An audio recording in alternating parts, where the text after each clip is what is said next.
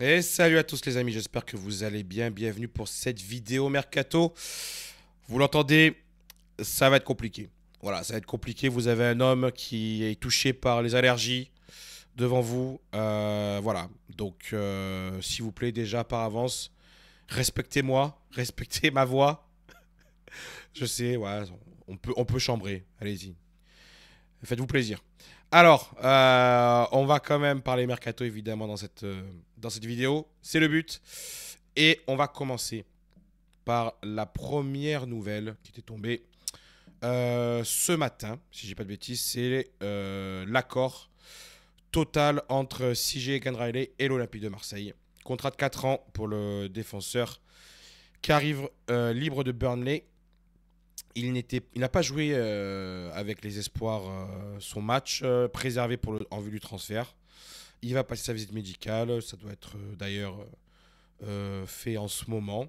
Et ce qui est intéressant de voir, c'est qu'il y avait des clubs comme West Ham, Crystal Palace, le Milan AC, Porto, Strasbourg qui étaient intéressés.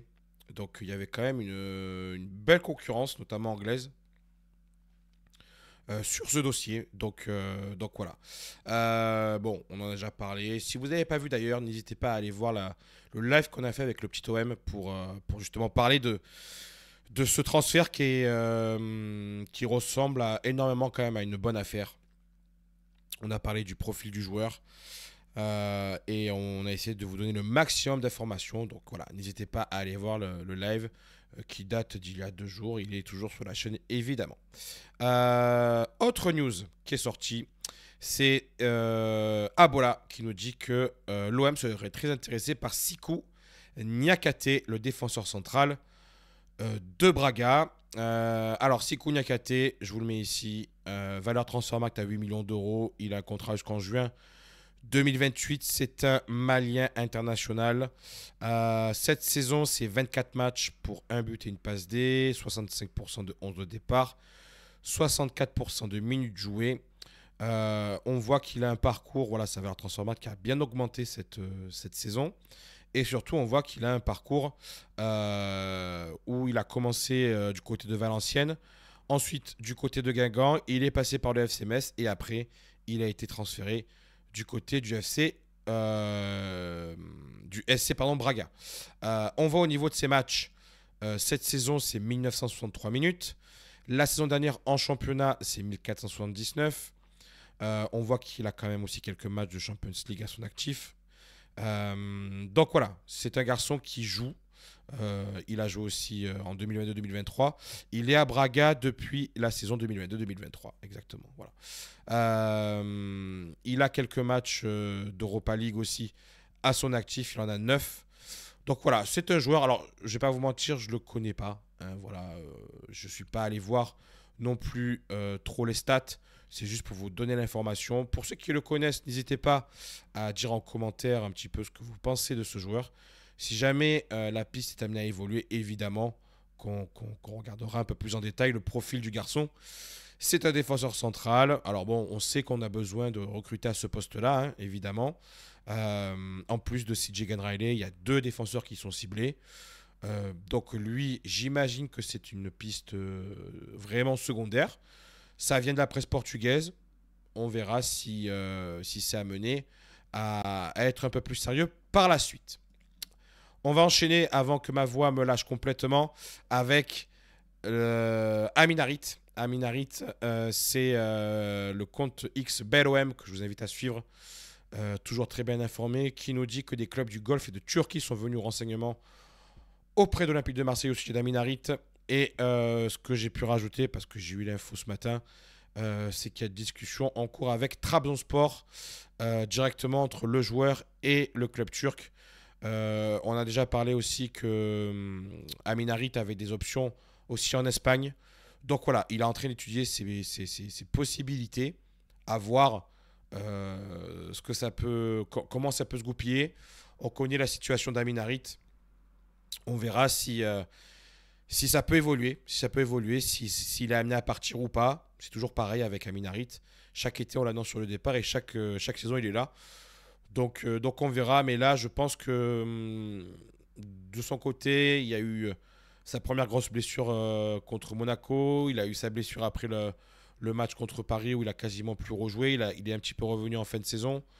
Je pense que là, il a compris quand même que peut-être le train était passé et qu'aujourd'hui, il y a des possibilités ailleurs. Je pense que c'est un garçon qui mérite encore de jouer une Coupe d'Europe. Alors, je ne vous parle pas de la Champions League, mais peut-être une Europa League.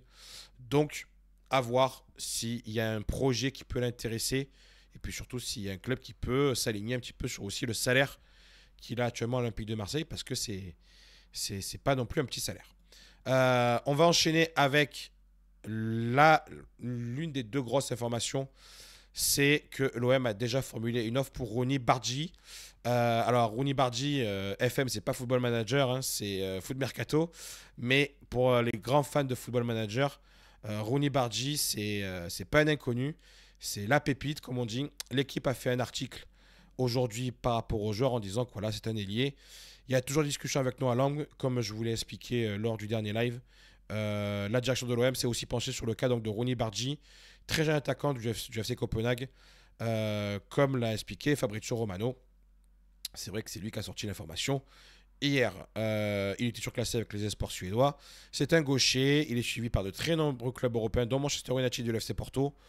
Donc, bon, il y a de la concurrence. Maintenant, il a un contrat qui se termine en décembre 2025, ce qui rend le dossier très concurrentiel. Tu m'étonnes. L'OM est pour l'instant seulement venu au renseignement pour ce joueur prometteur, révélé lors de la Ligue des Champions 2023-2024. Pardon. Mais il a eu, comme on l'a expliqué hier dans le live, il a eu une très grosse blessure, les ligaments croisés. Il a eu une rechute d'ailleurs par rapport à cette blessure. Donc, ça peut être un dossier. Voilà, on voit un peu tous les avis par rapport à ce dossier-là. On en a parlé déjà hier. Je pense très sincèrement que ça peut être une bonne option parce que c'est un garçon qui a des qualités. Quand on le voit, j'ai un petit peu regardé des vidéos. Il a des qualités, balle au pied, c'est indéniable. Maintenant, il y a une grosse interrogation physique par rapport à ce joueur-là. Et est-ce qu'on a envie, nous, maintenant, d'aller sur ce type de pari? Je sais pas. Mais c'est vrai que si c'est pas trop cher, ça peut valoir le coup. Comme on l'a expliqué, hein, le remplaçant de Mason Greenwood, ce sera pas simple de le trouver. Donc évidemment, si on peut faire un remplaçant qui accepte de jouer allez, une dizaine de matchs et puis qui se reconstruisent et qui puissent se développer, peut-être que le profil de Rooney Bardghji pourrait être intéressant. Et on va finir avec la dernière grosse info, c'est la grosse info du jour. C'est Matteo Moretto qui nous le dit. L'OM s'intéresse à Oscar Mingueza. Le club, donc l'Olympique de Marseille, ne veut pas payer la clause libératoire de 20 millions d'euros. Les discussions entre les parties se poursuivent pour voir si un accord peut être trouvé. Alors, moi j'ai rajouté simplement une chose, c'est que le dossier Mingueza est étudié par l'OM depuis plusieurs semaines. Je vous mets cette petite capture. Alors je sais que ça a fait parler un petit peu. Voilà, désolé hein, pour les rageux, j'ai envie de dire. Non, j'ai rien contre eux, vous inquiétez pas. Mais voilà, bon, en tout cas, c'est un dossier qui est là depuis quelques temps, qui est sur la table. J'en ai parlé personnellement dans mon mercato idéal. C'est un garçon qui est extrêmement polyvalent. On va montrer sa fiche Transfermarkt. Il a une valeur Transfermarkt donc à 20 millions d'euros qui correspond à sa clause. Contrat jusqu'en juin 2026. Cette saison, c'est 34 matchs pour 4 buts et 6 passes D. 82% de 11 de départ. Il joue Celta Vigo. 80% des minutes jouées.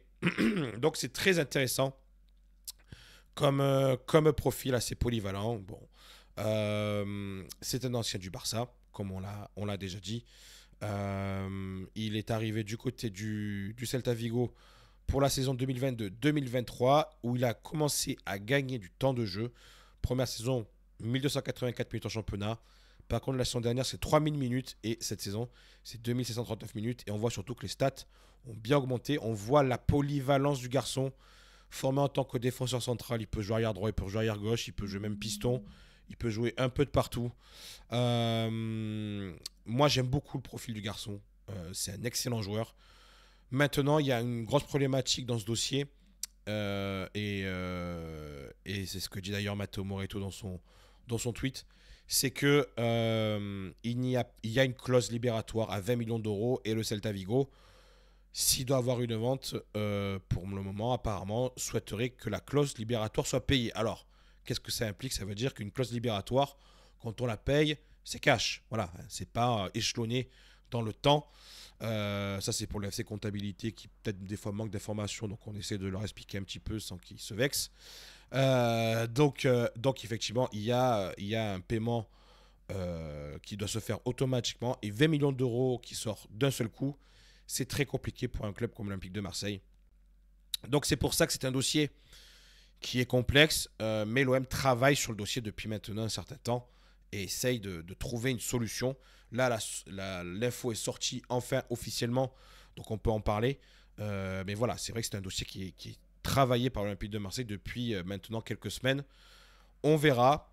C'est pour ça que j'expliquais aussi hier. C'est vrai que le dossier d'Anson Semedo n'a pas pu se faire et c'était la priorité parce qu'il est gratuit. Donc ça n'a pas pu se faire. On verra si ça peut revenir ou pas sur le dossier.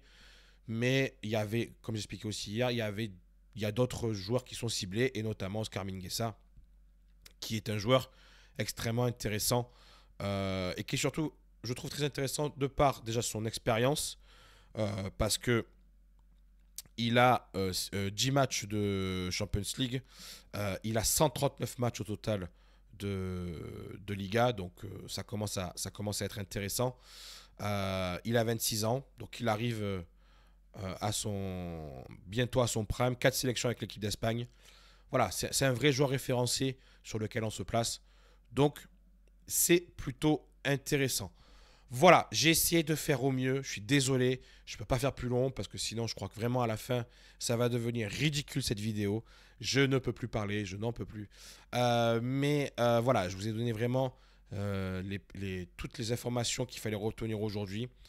Je vous dis, si jamais, ça se finit très mal, si jamais il n'y a pas d'autres informations qui tombent ce week-end, je vous dis à lundi soir pour le live, la Tribune OM, avec Julien, avec Alex de OM Area, que je salue. Ils ont fait une vidéo. Je vous invite d'ailleurs à aller les suivre sur YouTube. Vous tapez OM Area. C'est un duo. Ils sont très intéressants. Ils font d'excellentes vidéos. Donc n'hésitez pas à aller les voir. En tout cas, Alex vient nous voir lundi. Et donc, on est extrêmement content de pouvoir l'accueillir dans l'émission. Donc voilà, je vous dis à tous donc un bon week-end si jamais il n'y a pas d'autres infos. S'il y a d'autres infos qui tombent, eh ben on se donne rendez-vous ce week-end. Sinon à lundi. Et puis on se dit allez l'OM. Allez, ciao tout le monde.